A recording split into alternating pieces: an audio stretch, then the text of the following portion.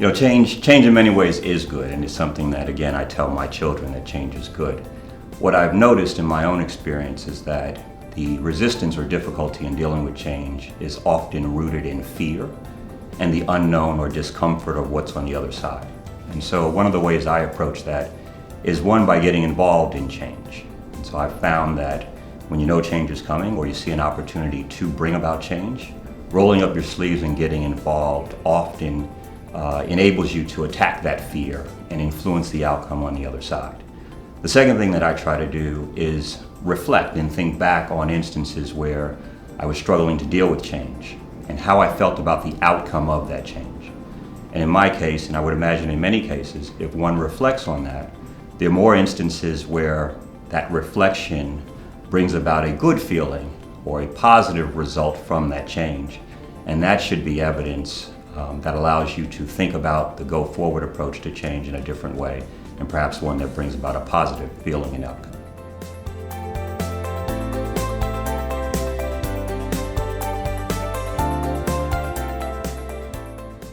In some ways, parity or the lack of parity can be viewed as a latent form of discrimination. In many ways, the primary focus has been on ensuring that there is equal representation in organizations, whether it's governments or institutions. Some take for granted that equal representation will bring about parity as it relates to compensation, benefits, and other forms of treatment. That's often not the case. And so I think we have to actually be focused on determining whether parity exists or doesn't, and rooting it out where it does not, bringing it to the fore. That lack of parity is often a subconscious behavior of individuals that could very well be rooted in continued or latent forms of discrimination.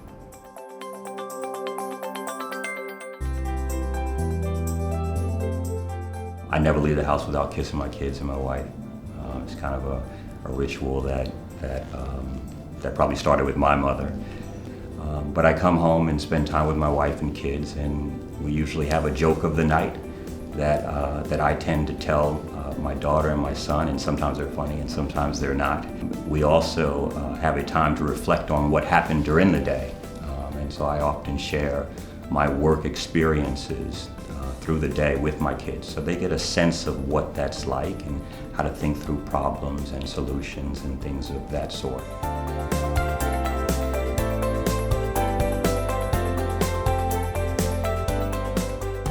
I keep a desk piece in front of me all day long, and the desk piece says, "What would you attempt to do if you knew you could not fail?"